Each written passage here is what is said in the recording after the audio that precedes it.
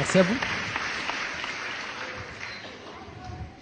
Bien, bonjour tout le monde. D'abord, je suis très ému et très fier parce que je suis un pur produit d'El Jadida. Je suis un Doukali, un Jdidi.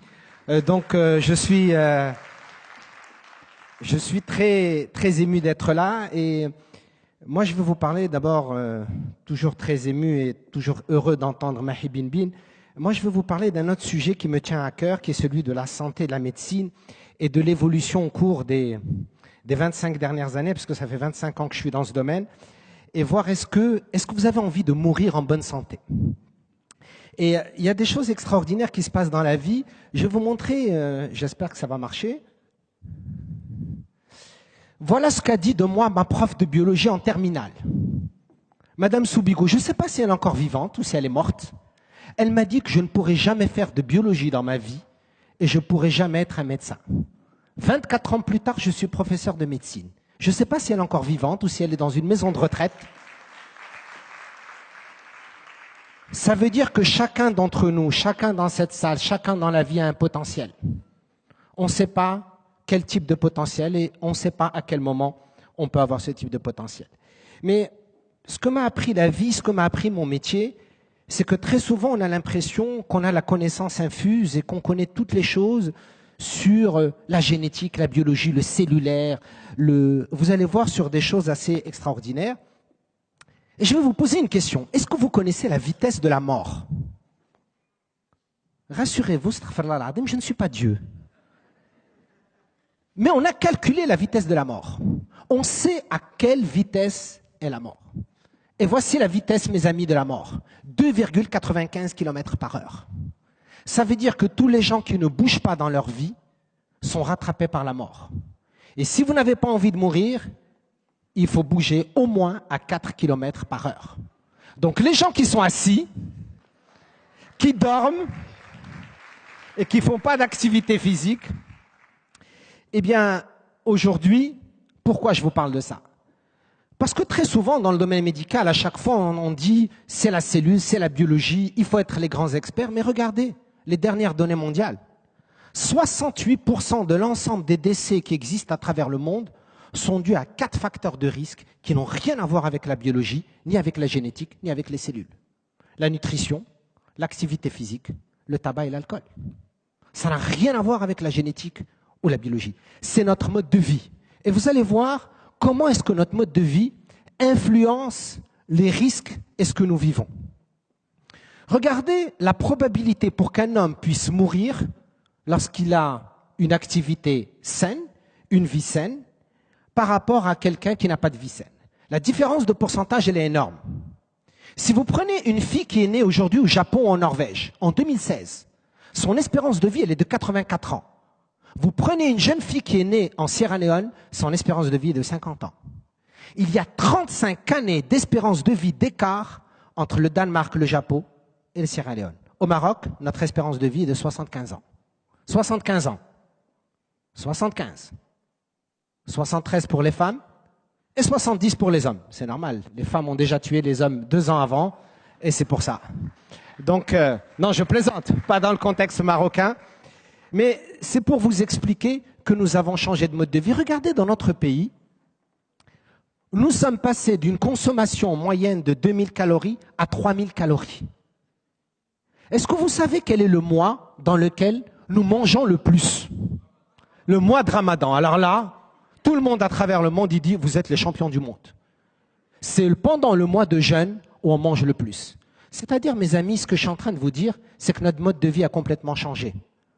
La façon dont nous mangeons, nous faisons de l'activité physique, la façon dont nous vivons, le stress, a changé notre mode de vie. Et aujourd'hui, les 4 facteurs de risque dont je vous ai parlé, en 2016 aujourd'hui, l'OMS, elle estime qu'avec ces 4 facteurs de risque, vous diminuez votre espérance de vie de 9,2 ans.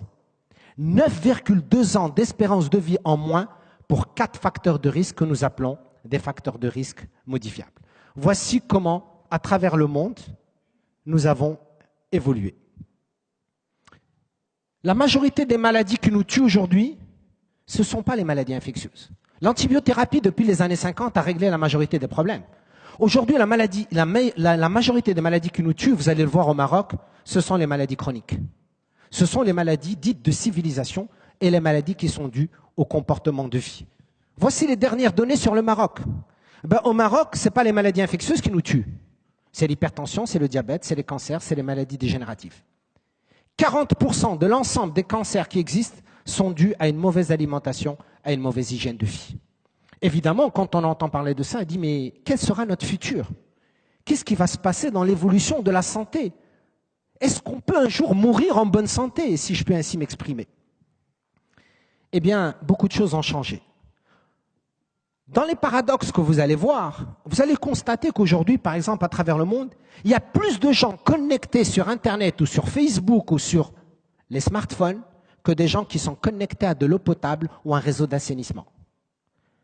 Beaucoup plus. Regardez, 3,2 milliards d'internautes. Et regardez combien de personnes sont connectées à de l'eau potable et donc des risques de maladies. Regardez également les changements climatiques. Notre pays a accueilli récemment la COP22. Mais regardez, en 2030, nous aurons 250 000 décès supplémentaires de la manière dont nous gérons notre environnement. Ça n'a rien à voir avec la biologie, ça n'a rien à voir avec la génétique. Ça n'a rien à voir avec Madame Soubigou qui me disait que, Monsieur Ekel, vous ne serez jamais un médecin, vous ne serez jamais ça un biologiste. Ça a à voir avec la façon dont nous gérons notre mode de vie. Regardez des chiffres très intéressants. En 1850, 30% de l'énergie que nous produisions à travers le monde, elle était d'origine humaine.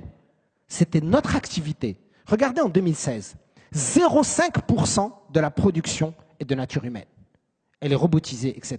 Nous ne pratiquons plus d'activité physique. Je ne poserai pas de question dans cette salle. Combien parmi vous pratiquez une activité physique régulière 5 heures par semaine? Si je vous posais la question, je vais pleurer. Et donc, je ne vais pas vous poser la question. Parce que normalement, l'OMS, elle dit que si vous voulez rester en bonne santé, il faudrait faire 5 heures d'exercice par semaine. Et je ne suis pas sûr que la majorité d'entre vous. Alors, qu'est-ce qui va se passer dans le futur, mes amis? Ce qui va se passer, c'est que de plus en plus, nous allons manipuler les gènes. Vous le savez qu'aujourd'hui, en 2016, on est capable de connaître votre carte génétique. On est capable de savoir aujourd'hui exactement comment vous êtes. Mais si on manipule les gènes, ce qu'on va faire, c'est qu'on va avoir des colis qui sont blonds aux yeux bleus, intelligents et performants. On est déjà intelligents et performants, nous les colis, n'est-ce pas? Mais si on manipule la génétique, eh bien voilà ce qui va se passer. Voilà ce qu'on est capable de faire en 2016. On est capable de vous scanner et de connaître exactement en 3 dimensions vos cellules. On est capable de le faire en 2016. Vous savez qu'en 2016, on est capable d'opérer à 5000 km de distance par un robot. On n'a pas besoin que le chirurgien soit présent. Si on continue comme ça, est-ce qu'on peut avoir une espérance de vie à 1000 ans? Encore une fois, on va dire, mais attention, on n'en est pas là. Eh bien, si on continue comme ça, c'est la manipulation génétique qui peut permettre de faire vivre des cellules, parce qu'aujourd'hui, on est capable de fabriquer des cellules. Pas des cellules humaines, mais on est capable de fabriquer donc des cellules. Voilà notre évolution. Voici notre évolution. Ça n'a rien à voir avec la génétique. Je vous rappelle que le diabète ou l'obésité, sur le plan génétique, c'est que 18% des cas, mais 82% sont liés à notre mode de vie. Nous allons être capables de fabriquer des médicaments qui seront en même temps des aliments, des médicaments et de nous faire vivre. Sans aucun problème. On est capable de le faire dans 20 ans, dans 25 ans. Et de faire en sorte que vous restiez en bonne santé et d'avoir de la manipulation génétique et de choisir si on veut avoir des garçons, des filles, des blonds, des intelligents, des coefficients intellectuels à 140 ou à 150. On est capable de le faire aujourd'hui en 2016. Mais, est-ce que ça va conduire au fait que la santé deviendra un luxe? Est-ce que pour être en bonne santé, est-ce que la santé que nous voulons, ça doit être une santé qui coûte très cher? Et regardez une couverture du Time qui était très intéressante, que je voulais partager avec vous. Elle dit, c'est pas la maladie qui va nous tuer, c'est sa facture. Plus on va aller loin dans la manipulation et dans le fait de vouloir aller dans une santé incroyable, plus ça va nous coûter cher. Et je voudrais vous montrer ça pour redescendre dans la réalité de la vie de tous les jours, dans la réalité marocaine.